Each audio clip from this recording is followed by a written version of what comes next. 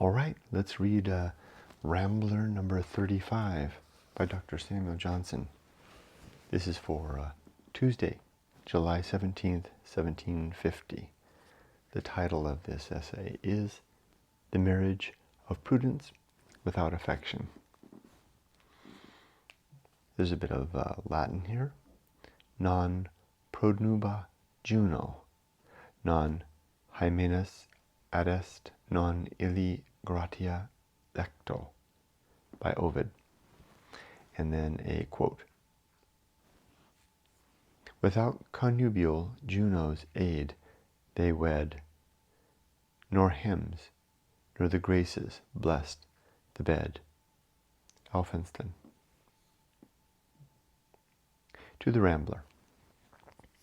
Sir, as you have hitherto delayed the performance of the promise by which you gave us reason to hope for another paper upon matrimony, I imagine you desirous of collecting more materials than your own experience or observation can supply, and I shall therefore lay candidly before you an account of my own entrance into the conjugal state.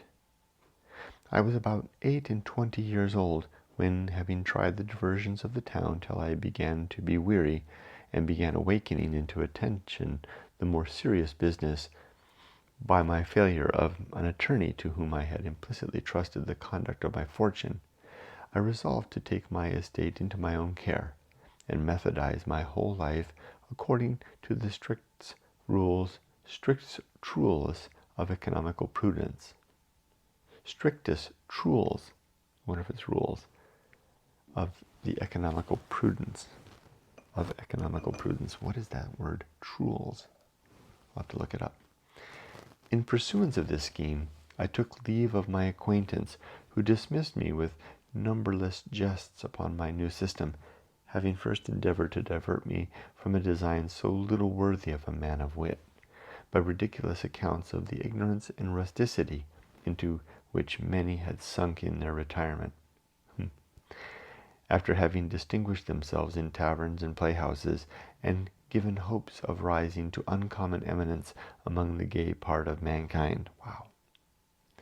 When I came first into the country, which by a neglect not uncommon among young heirs, I had never seen since the death of my father, I found everything in such confusion that, being utterly without practice in business, I had great difficulty to encounter in disentangling the perplexities of my circumstances. They, however, gave way to diligent application, and I perceived that the advantage of keeping my own accounts would very much overbalance the time which they could require. I had now visited my tenants, surveyed my land, and repaired the old house, which for some years had been running to decay. These proofs of pecuniary wisdom began to recommend me as a sober, judicious, thriving gentleman to all my graver neighbors of the country, who never failed to celebrate my management in opposition to thriftless and ladder wit. Two smart fellows who's incarnating two qualities into caricature, right? Thriftness with a capital T and ladder wit. What the heck is ladder wit? I wonder. Two smart fellows who had estates in the same part of the kingdom, which they visited now and then in a frolic, to take up their rents beforehand, debauch a milkmaid, make a feast for the village, and tell stories of their own intrigues, and then rode post back to town to spend their money. It was doubtful, however, for some time whether I should be able to hold my resolution, but a short perseverance removed all suspicions. I rose every day in reputation by the decency of my conversation and the regularity of my conduct, and was mentioned with great regard at the assizes as a man very fit to be put in commission for the peace. During the confusion of my affairs, and the daily necessity of visiting farms, adjusting contracts, letting leases, and superintending repairs, I found very little vacuity in my life, and therefore had not many thoughts of marriage. But in a little while the tumult of business subsided, and the exact method which I had established enabled me to dispatch my accounts with great faculty. I had therefore now upon my hands the task of finding means to spend my time, without falling back into the poor amusements which I had hitherto indulged, or changing them for the sport of the field, which I saw pursued with so much eagerness, but which I saw pursued with so much eagerness by the gentlemen of the country, that they were indeed the only pleasures in which I could promise myself any partaker.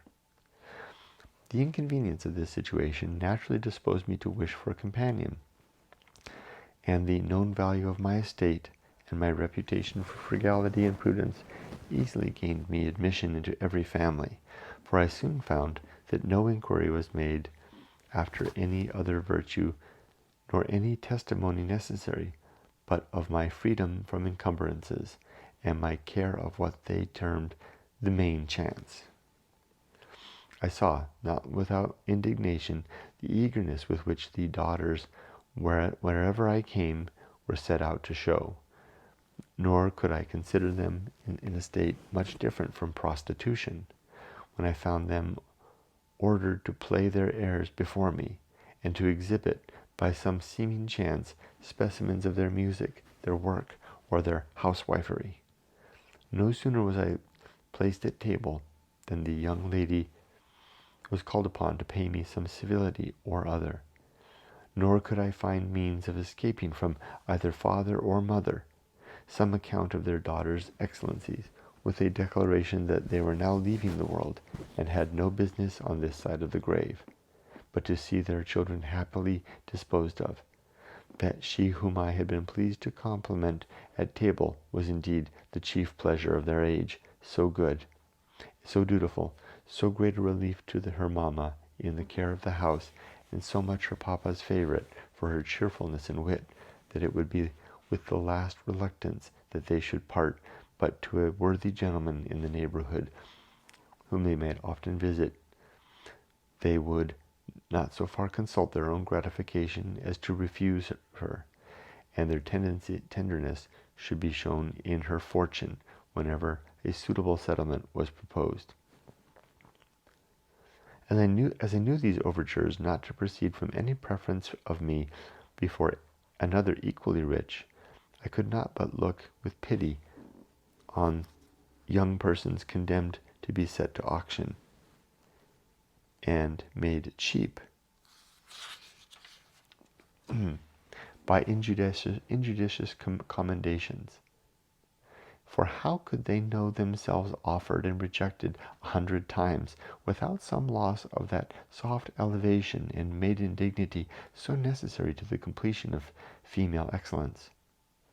I shall not trouble you with a history of the stratagems practiced upon my judgment, or the allurements tried upon my heart, which, if you have in any part of your life been acquainted with their rural politics, you will easily conceive. Their arts have no great variety. They think nothing worth their care but money, and, supposing its influence the same upon all the world, seldom endeavor to deceive by any other means than false computations. I will not deny that, by hearing myself loudly commended for my discretion, I began to set some value upon my character, and was unwilling to lose my credit by marrying for love. I therefore resolved to know the fortune of the lady whom I should address before I inquired of her wit, delicacy, or beauty. This determination led me to Mitissa, the daughter of Chrysophilus, whose person was, at least, without deformity, and whose manners were free from reproach, as she had been bred to Mitissa.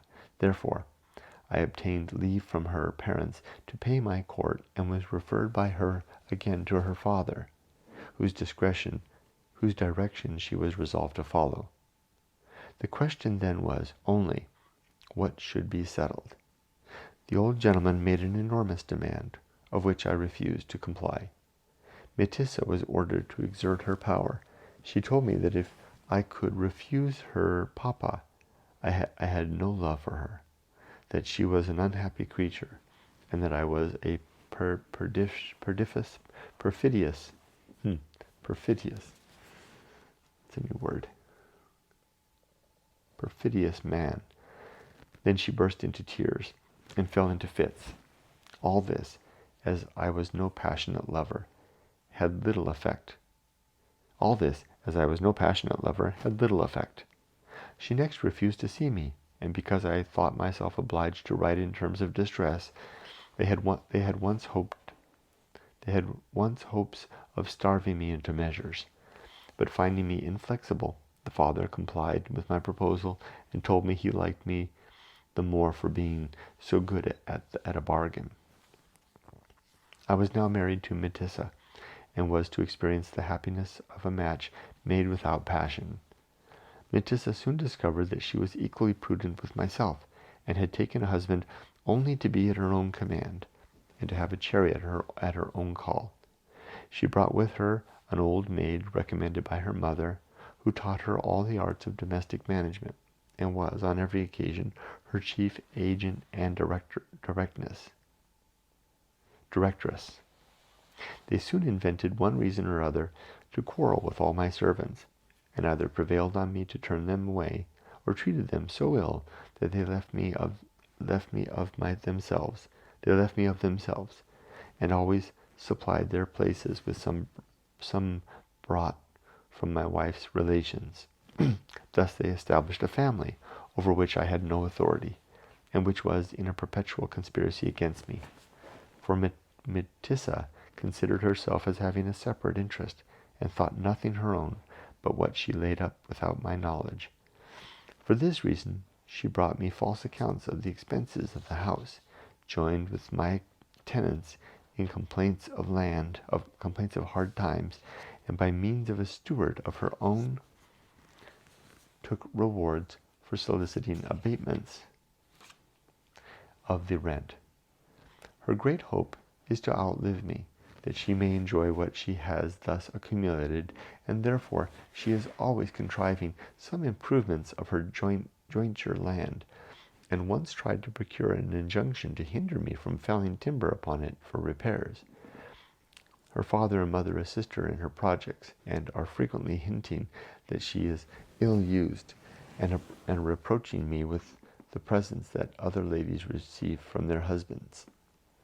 Such, sir, was my situation for 7 years, till at last my patience was exhausted, and having one day invited her father to my house, I laid the state of my affairs before him, detected my wife in several of her frauds, turned out her steward, charged a constable with her maid, took my business in my own hands, reduced her to a settled allowance, and now write this account to warn others against marrying those whom they have no reason to esteem. I am, etc. And thus it ends. A quite good and cautionary tale. Thank you, Dr. Johnson.